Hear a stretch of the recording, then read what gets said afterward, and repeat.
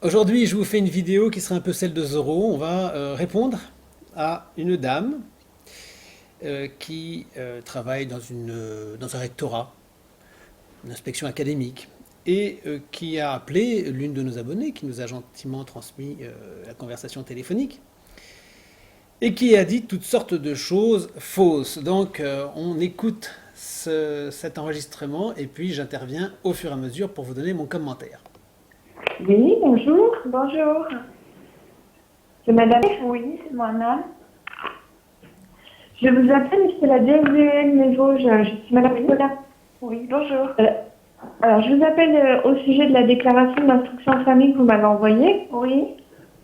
Et aussi parce que j'ai un signalement absentéisme de l'école primaire Jules Ferry.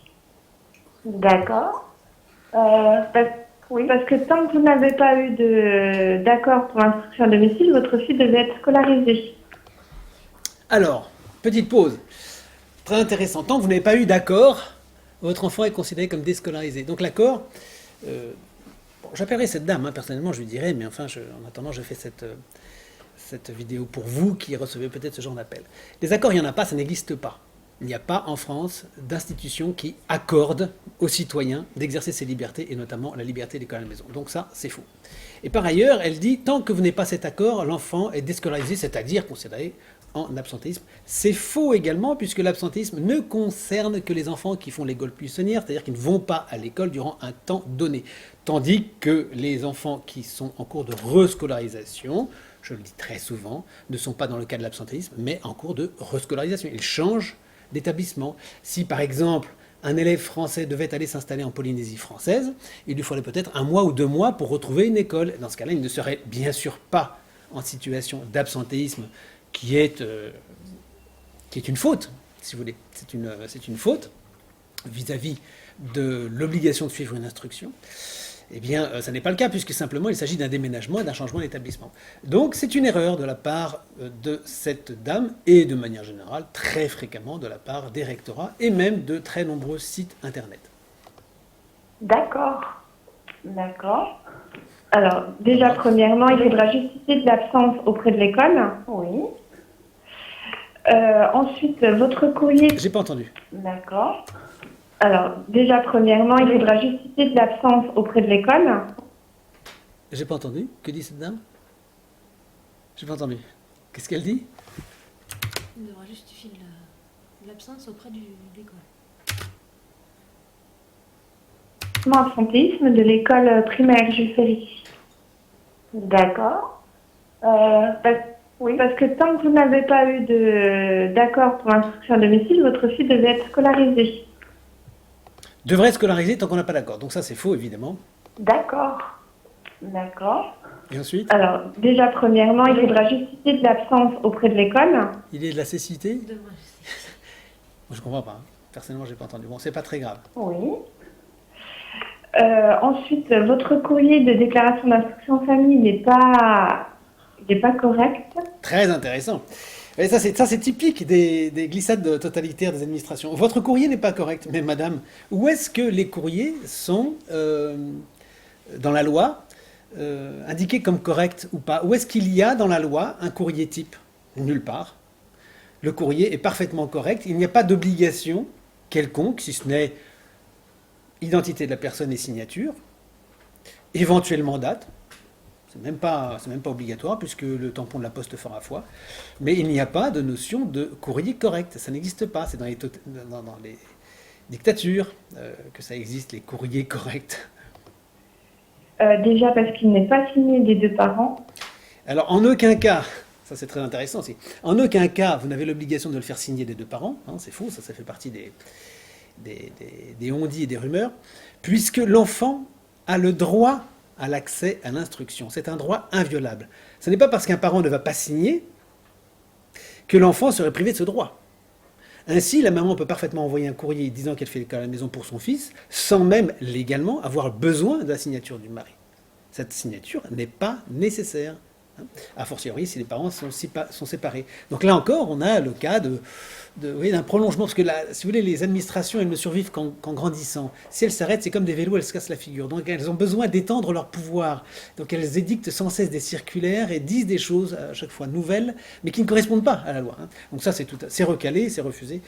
Nous le rejetons comme étant un élément ne figurant pas dans la loi. C'est out. Merci madame. Suivant. Et parce que dans votre courrier, vous me parlez des cours enseignement à distance, qui s'appelle le CNED, et vous me faites une déclaration d'instruction de famille. Alors, c'est quoi le CNED ou... assimilé. Elle a un problème là. Elle pense donc que l'enseignement à distance et le CNED sont deux choses différentes. Or, le CNED, c'est l'enseignement à distance. D'ailleurs, c'est ce que veut dire le mot CNED, Centre national d'enseignement à distance. Donc, on ne comprend pas bien ce qu'elle ne comprend pas, en fait. En fait, elle est inscrite à l'enseignement à distance de Belgique pour avoir un certificat de scolarité. Oui. Et c'est l'instruction en famille est assimilée en fait au cours par correspondance. Alors non, mais ça c'est bon. La maman fait une confusion, mais c'est pas grave. Elle est inscrite à des cours par correspondance en Belgique. Oui. Oui, c'est de droit. N'importe quelle famille peut s'inscrire dans un cours de l'espace Schengen par correspondance. C'est parfaitement admissible et l'Académie n'a rien à dire à ce sujet. Elle ne peut pas s'y opposer. Et en fait, j'attendais d'avoir le certificat de scolarité et je ne l'avais pas reçu dans les 8 jours. Sinon, j'aurais joint au courrier. Donc Bien sûr, le certificat de scolarité, vous le recevrez le moment venu quand le cours aura le loisir de vous l'envoyer. Mais de toute façon, il n'y a pas de délai de 8 jours, donc il n'est pas nécessaire d'en faire mention. j'ai fait le courrier sans le certificat. Et là, vous l'avez reçu, Là, je l'ai reçu, cette scolarité? tout à fait. D'accord. Précisons, je l'ai déjà dit très souvent, que le certificat de scolarité n'a pas d'existence légale. Une simple facturette d'un cours suffirait à prouver que votre enfant reçoit le cours par correspondance. Donc, vous l'appelez comme vous voulez, facture d'inscription, certificat d'inscription, certificat de scolarité, ça n'a aucune importance. Vous pouvez l'appeler comme vous voulez puisque ce document n'a pas d'existence légale du point de vue de l'obligation d'instruire son enfant. Ça n'est qu'un élément, comme nous l'expliquons, qui permet au rectorat de dire qu'effectivement, c'est un élément probant dans l'expérience vécue par l'enfant. Il est très certain, très probable qu'ayant un cours, l'enfant est réellement instruit, puisque la seule obligation que vous ayez, c'est d'instruire votre enfant. Donc l'Académie doit réussir à prouver que vous faites l'école à la maison, que vous l'instruisez, vous instruisez votre enfant, et donc c'est le genre d'élément qui prouve quand même que si vous achetez un cours, eh bien c'est pas pour ne pas vous en servir, vous en servez, et ça permet de vous protéger vis-à-vis de la suspicion que pourrait avoir le rectorat quant à l'existence de cette instruction qui est obligatoire. Ce n'est pas la scolarité qui est obligatoire, c'est l'instruction que vous donnez à votre enfant qui est obligatoire. Ce n'est pas l'instruction qu'aurait l'enfant d'apprendre. Attention, l'enfant n'a pas l'obligation d'apprendre. Il peut être un cancre toute sa vie s'il le veut, c'est de sa liberté. Et donc, nécessairement, quand l'inspection dira votre enfant n'a pas le niveau, eh bien, elle commettra un parjure vis-à-vis de la loi, puisque l'enfant peut parfaitement ne pas avoir le niveau. Ça n'est pas répréhensible sur le plan légal. Nous en parlons abondamment. D'accord. Alors, moi, ce que je vais vous demander, c'est de me refaire un courrier d'instruction en famille. Pas du tout, madame. On ne vous fera rien du tout. On vous déclare que cet enfant fait l'école à la maison, vous avez reçu un courrier, il n'y a aucune raison que nous ayons l'obligation de vous refaire un courrier. Ça n'est marqué nulle part dans la loi. Nulle part. Oui. Alors, si vous pouvez vous aider, vous allez sur Internet, vous tapez instruction en famille et vous allez voir les courriers types. Ben voyons. Donc on va aller récupérer sur Internet les courriers types faits par l'État qui comportent des pièges et qui vont permettre à l'Éducation nationale d'aller ennuyer les parents. Donc, nous disons bien, n'allez jamais sur Internet prendre des lettres au hasard, récupérez uniquement la lettre que nous vous fournissons sur le site, l'école à la maison. Vous avez une lettre qui est impeccable et qu'il n'y a pas lieu de renvoyer. Une fois qu'elle est envoyée, vous êtes tranquille définitivement. Bah, vous devez citer En tout cas pour l'année en cours. Ouais, mais bah non, ça ne va pas parce que vous devez citer un texte, un décret. Oui, c'est très typique des fonctionnaires, ça. Non, madame, on n'a pas à citer de décret, c'est à vous à connaître. Ça, c'est encore une inversion très caractéristique de l'administration. De tout temps, l'administration était celle qui était censée savoir les choses, le citoyen n'étant pas censé tout savoir. C'était donc à la fonction publique d'aller chercher le document évoqué par le citoyen sans citation précise. Par exemple, le citoyen écrit « J'ai entendu dire que dans la loi, on pourrait partir en congé payé. » Eh bien, le fonctionnaire n'a pas le droit, en principe, ne devrait pas répondre au citoyen « Monsieur ou Madame, retrouvez-moi le texte de loi qui parle de ça. » C'est à lui à aller chercher le texte de loi pour dire « Oui ou non, Madame, effectivement, il est question de congé payé dans la loi. » Donc c'est au fonctionnaire à trouver le document et non pas au citoyen contribuable. Je dis contribuable parce que c'est lui qui paye le fonctionnaire. Donc le fonctionnaire est payé par le citoyen pour lui rendre service et non pas le contraire. C'est le citoyen qui est le patron et non pas le fonctionnaire. Donc le fonctionnaire est payé, c'est à lui d'aller chercher les documents. Et là, il n'y a pas le décret. D'accord. Voilà. Et... Par ailleurs, le décret n'est pas une loi, donc en aucun cas on a à citer un décret dans un courrier qu'on envoie à l'administration. Le citoyen n'est redevable que de la loi et de la loi seule. Le décret ne le concerne pas, ça ne concerne que le fonctionnaire, puisque le décret, par définition un décret, c'est le mode d'application d'une loi.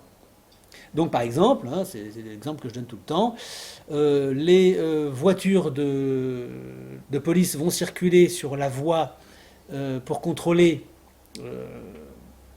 d'éventuels troubles à l'ordre public. Bon, ça c'est la loi, elle exprime que la force publique a le droit de circuler. Oui, mais on ne va pas mettre dedans que les voitures seront nécessairement pourvues des couleurs bleu, blanc, rouge, par exemple. Donc ça, on ne va pas mettre ça dans la loi. Donc on le met dans un décret. Le décret explique aux fonctionnaires comment, par quels moyens, il va mettre en œuvre la loi. Donc le décret ne concerne pas le citoyen. Ça, c'est une erreur très courante de la part des fonctionnaires. Le décret ne concerne pas le citoyen, c'est la loi et la loi seule. Et il faut la signature des deux parents. Bon, ça on a vu que c'était faux. Alors le père n'a pas l'autorité parentale de toute façon. Alors dans ce cas, il faut un justificatif. D'accord. Pas du tout. En aucun cas. C'est à vous débrouiller à trouver l'information. Mais la mère peut parfaitement dire « Je déclare que le mari n'a pas l'autorité parentale » et cela suffit amplement du point de vue du droit. Un jugement ou voilà. Peut-être. Mais d'ailleurs, vous voyez, dans ce genre de réflexion-là, dans ce cas-là, il faut un justificatif, sous-entendu parce que je ne vous crois pas sur parole. Donc, à nouveau, le citoyen aurait à se justifier, à montrer qu'il est de bonne foi. Ce qui est une inversion. C'est une inversion. C'est le fonctionnaire qui agit comme le patron, qui dit « Mais moi, je ne vous crois pas sur parole, donc vous allez vous justifier devant moi. » C'est une inversion qu'il faut évidemment combattre, et ne pas laisser faire. Par contre, vous mettez sur votre lettre qu'elle était à Jean Rostand, mais moi j'ai l'absentéisme de Jules Ferry. Les deux écoles sont ensemble, je sais jamais laquelle s'appelle laquelle. D'accord. La maternelle, c'est un des deux, et je suis désolée. D'accord. Je sais pas. Donc c'est Jules Ferry, son nom. Et pourquoi, oui. pourquoi vous la retirez de l'école? En fait, elle a des... Mais madame, ça ne vous regarde absolument pas. Ça ne vous regarde pas. Pourquoi je la retire de l'école? Parce que j'ai pris cette décision. Je n'ai pas de compte à vous rendre. Ne vous justifiez jamais devant ces fonctionnaires. Dès lors que vous commencez à vous justifier, ils ouvrent, assez souvent, ils ont la possibilité en tout cas d'ouvrir des procédures contre vous, des enquêtes, etc. Donc vous ne fournissez rien. Soyez extrêmement discret, retenu, et gardez les choses les plus privées possibles. Ça ne regarde pas le fonctionnaire. Comment dire, des petits soucis de comportement. Voilà, il faut pas commencer à dire ça parce que évidemment, mais madame, qui vous permet de dire ça, je vais demander au rectorat de faire une enquête, à l'assistante sociale, etc. Vous voyez, là, vous mettez le doigt dans un engrenage. J'étais moi-même en maladie, donc je suis, disons, à domicile, et je me suis dit que c'était le moment peut-être de la prendre un petit peu en main. Donc, voilà. D'accord. J'espère que ça peut lui faire du bien. La fonctionnaire dit d'accord, mais on n'a pas besoin de son accord. C'est pour qu'elle ait une... D'accord. Voilà. Bon, vous savez que pour l'instruction en famille, vous serez contrôlé Oui, tout à par fait. des inspecteurs. Hein, Tout à vous êtes au fait. courant. D'accord. Oui, mais bien sûr, mais il y a un contrôle, un suivi de l'enfant, comme à l'école, c'est tout à fait normal. Et voilà, ouais.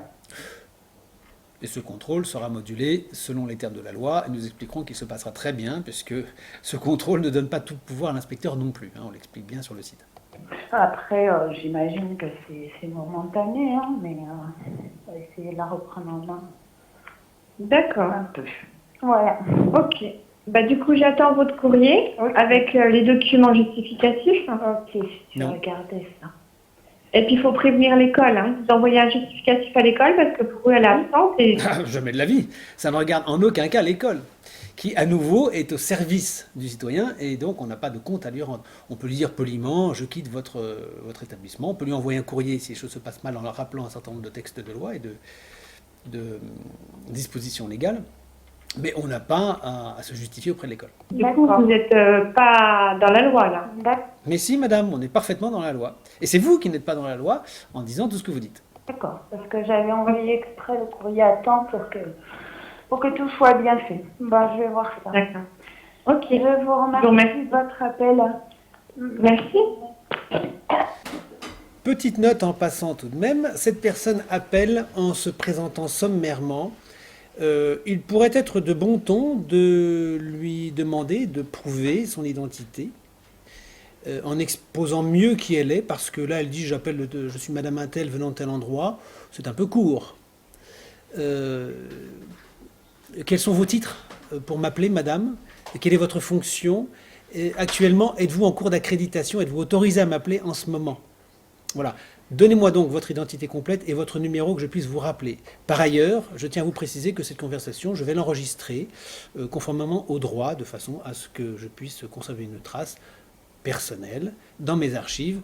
Et je vous rappelle que votre propos est aussi un propos public, car tout ce que vous allez dire, étant dans le cadre de votre fonction publique, est un propos public, et donc pourrait être analysé et commenté par un public quelconque. Voilà ce que vous pouvez demander à ces personnes. Ne croyez pas forcément que tous les gens qui vous appellent comme ça de la part d'une institution sont forcément accrédités. Il y a des tas de gens, vous savez, j'en vois très très souvent, des gens qui appellent en se disant assistante sociale, en se disant ceci, en se disant cela. En fait, ils n'ont pas des accréditations pour vous appeler. Ils n'ont pas le droit de le faire, en fait. Ils ne sont pas... alors, c'est très très compliqué, vous savez, la fonction publique, mais ils n'ont pas toujours forcément le titre en cours de validité pour vous appeler. Il y a souvent de l'abus, des abus que nous constatons. Donc vous dites, madame, avant que nous ayons une conversation, donnez-moi un certain nombre d'éléments probants, et puis vous pouvez même dire, envoyez-moi par courrier, par mail ou par fax, les documents montrant que vous êtes habilité à faire la démarche que vous êtes en train de faire. C'est pas mal, ça permet de remettre la balle au centre, puisqu'ils ont tendance à vous demander de vous justifier, de fournir des documents. Bah, vous pouvez en faire autant. Je trouve que c'est de bon ton, c'est sympa à faire. Voilà. Mieux encore... je vous recommande de leur dire d'emblée, madame, nous n'allons pas parler au téléphone, tout ce que vous avez à me dire, vous me l'écrivez. Et c'est beaucoup mieux, parce que ça amène le fonctionnaire à écrire des choses, et toutes les sornettes que nous avons entendues aujourd'hui, eh bien, il ne pourra pas les écrire, et s'il les écrit, eh bien, vous pourrez vous en servir contre lui en disant, vous m'avez indiqué telle ou telle chose, ce qui est faux, ça n'est pas dans la loi, c'est en violation de la loi, ça n'est pas conforme, et donc vous m'avez induit en erreur. Et vous verrez que dès lors que vous allez demander à ce que le fonctionnaire écrive, eh bien vous n'aurez aucun courrier, ils n'écriront absolument pas, parce qu'ils n'oseront pas écrire ce qu'ils racontent. Bon. Et puis, par ailleurs, dans ces cas-là, la fonctionnaire va vous dire non, mais moi je ne vais pas écrire, je vous appelle, je pense que c'est mieux. Donc vous insistez, vous dites moi je veux tout par écrit désormais. Si elle insiste en disant non mais je vais vous appeler, je vais vous rappeler, vous lui dites non madame je ne vous autorise pas à me rappeler, ça s'appelle du harcèlement, donc à partir de désormais, tout ce que vous avez à me dire, vous me l'écrirez, si vous me rappelez, je considérerai que c'est du harcèlement, et donc vous serez éventuellement poursuivable devant les juridictions compétentes. Bon voilà pour ce petit commentaire, si vous avez d'autres appels de ce genre, eh bien on les commentera. Pour autant qu'il n'y aura pas redite, je signalerai uniquement les choses qui seront nouvelles par rapport à ce que nous venons de voir dans celle-ci. Voilà.